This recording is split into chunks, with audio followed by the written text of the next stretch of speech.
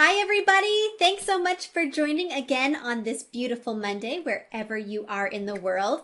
So this is going to be a pretty quick video. Today, we are going to talk about how to improve egg quality with PCOS naturally. So do me a favor and comment below with how long you have been trying to conceive with PCOS, just so I can get a sense of where everyone is coming from and we can chat about things in the comments after the videos. Okay, so if this is the first time you're seeing one of my videos, I'm Molly. I'm the nutritional therapy practitioner over at parsleyandpumpkins.com, where I help my clients balance their hormones just with diet and nutrition so that they can have easy, pain-free periods and get pregnant naturally. You can find more over at parsleyandpumpkins.com. Okay, so let's dive in for today. So the first thing to know about improving egg quality is that it's really not something that you can do once and forget about. This isn't like taking medication where you just take the pill once and then you're done. Improving egg quality really is about your whole lifestyle. And the reason is that it actually takes your eggs almost a full year to mature enough for ovulation. Almost a year. Isn't that crazy? And the last 90 days of the process are really where they're undergoing this rapid growth. So I did a little picture here. You can see a bigger version over on my blog, but we've got this initiation phase, which actually takes the longest. It's about 5 months where this egg is kind of hanging out in the wings. It's getting ready. It's starting to grow. You go through this growth phase, which is marked on this chart in orange, and that's like a 3-month process, right? And then this second half, where it's called selection and maturation on the chart, the yellow and green portions, that's actually 20 days. So out of this whole thing, your eggs are maturing and growing for quite a while before they really expand to the size that they need to be for ovulation and are ready to actually, make a baby if they get fertilized. So what this really means, to put it in context of our normal life, if you ovulated today, the egg that was ovulated has been growing rapidly since March. Like March of this year. Like think about all the things that have happened. We're already in June. Think about everything in May, in April, in March. Your eggs have been growing and getting ready that entire time. And just this month, they're finally ready. Right? Isn't that crazy? So I know what you're thinking. Oh my gosh, I do not have time to wait a year to get pregnant. I totally get that. I hear you. And the good news is that you can do a lot to improve your egg quality quite quickly, and you really only need to focus on those last 3 months of development. You can do the 3 months, right? After all, this whole thing about improving egg quality is about developing the best, the healthiest, most robust egg possible so that you can give birth to the best, healthiest, most robust baby possible, right? It's worth the 3 months. So if this is making sense to you so far, type yes into the comments. Just let me know that you are with me. Okay, so here is the game plan. To improve your egg quality when you have PCOS, the first thing to do is find your root cause of PCOS. For most women, it is blood sugar regulation, it's insulin resistance, but there can be other factors at play as well. So really digging deep into why this has happened for you. PCOS did not just drop on your head when you were out walking one day.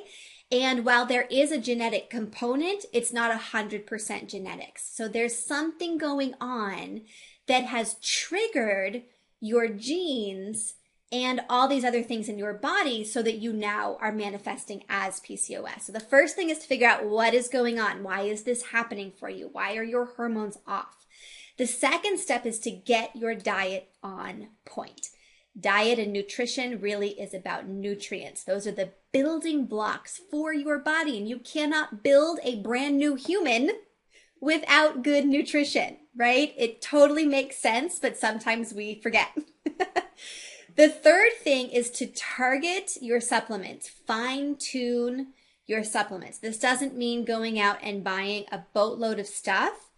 This means being very specific and targeted in what your body needs and supporting that through supplementation, right? The word supplement is, it's adding in an addition, right? It's supporting an addition to your diet. So the diet has to be there first, and then you can target where you need help with supplements. And I actually find that supplementing is not as much about the nutrients, like your B vitamins, vitamin D, all of those things. It's really about supporting your organs, right? So supporting your digestive system, making sure that you're actually absorbing all of the nutrients in your body. It's about supporting your liver, supporting your adrenal glands. That's really where I see clients needing help with supplementation and targeting, is supporting their organs rather than just bringing in added nutrients.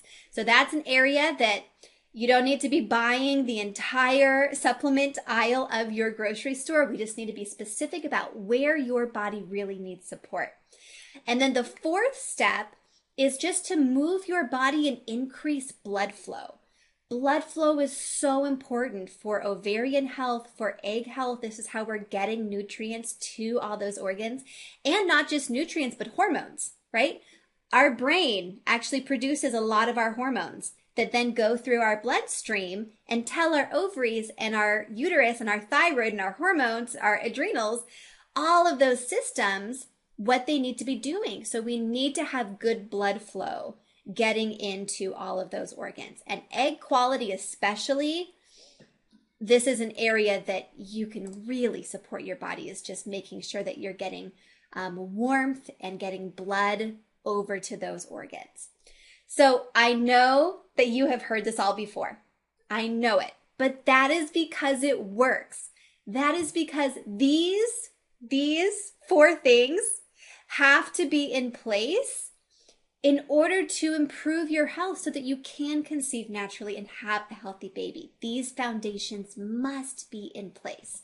So I wrote an article, it's linked in the description of this video, that goes into depth in each of these categories with some specific tips and tricks that you can use to get started. 'Cause there's a lot here. These four things you could work on for a whole year. And so there's a lot of tips and tricks that you can do just to get started with that. So go to the blog, check those out. And then if you have been diagnosed with low reserve, poor egg quality, or you just know that egg quality is important and you want to give yourself a head start, this is what I recommend. This is kind of the timeline, right? So you've got these 4 sections. Set a goal for yourself in each of these categories. And it can be simple, right? So finding your root cause of PCOS could be calling up your doctor's office and asking for copies of your blood tests, right? It could be working with someone to figure out what's going on. It doesn't have to be this whole big thing, just this next baby step that you can do. Eating well can be just taking better lunches to work. It could be making sure you have breakfast in the morning. Targeting your supplements could be really go through the supplements you have and do a little bit of research on what those things are supposed to even be doing for you and figure out if you need all of those things. You might even have a lot of overlap that you're kind of doubling up on things, and you can weed some of that out. And then increasing blood flow could be doing some self-fertility massage. It could be doing squats. It could be steaming. There's all of these things you can do. So pick one goal in each of these categories and give yourself 2 weeks to really focus on that and really work at it.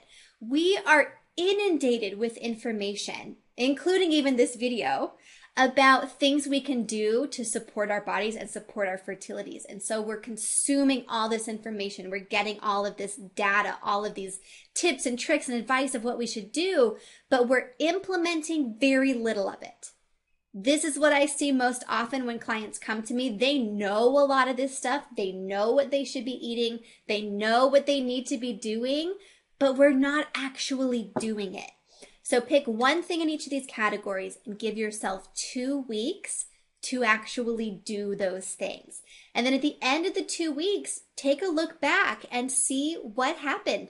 Celebrate the things that went well. The days that you did do whatever the activity was, celebrate those days. And then if there was anything you wanted to do, but it just didn't happen, don't blame yourself for that stuff. Look at it strategically in terms of like, well, why didn't this work? What got in the way? What resources do I need to do this? What mental blocks or thoughts kept coming up that prevented me from doing this? Be very specific about how you're going about things. This is how you're going to get the best results possible. I promise you.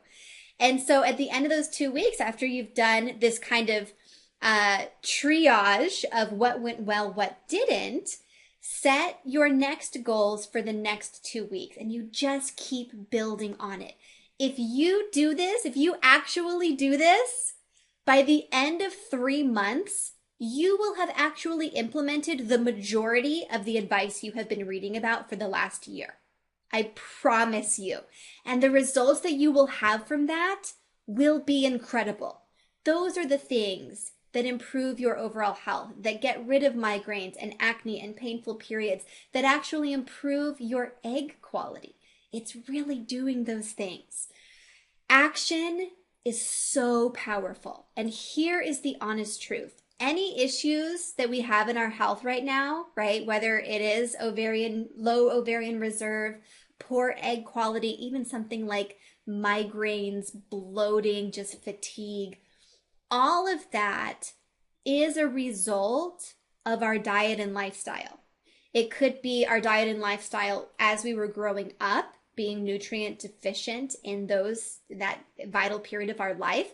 It could be what we're doing now. It could be how our environment and lifestyle are triggering our genes and turning our genes on and off. But there's something going on that has given you the result that you have now, the PCOS, the symptoms, whatever is happening. And it's a hard concept when we're dealing with fertility. And I've had to struggle with this too. I know it's hard to think that there is a reason for it.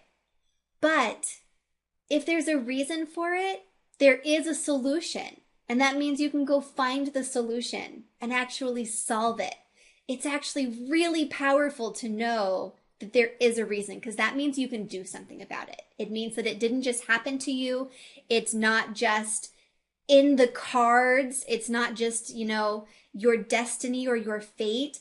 There is a reason. You can use this as an incredible opportunity to grow and to really improve your health in a way that's going to improve your future baby's health and your family's health. And we've seen in studies that there is a generational impact on health, right? So the things that your great grandma did have impacted your health. And so the things that you are doing will impact your great granddaughter's health in year 2089. Who knows? That's actually a really empowering and powerful thing to know. And so you also don't have to go through this alone, right? So first, check out that article. It's linked in the description of this video. It goes deeper into each of these elements.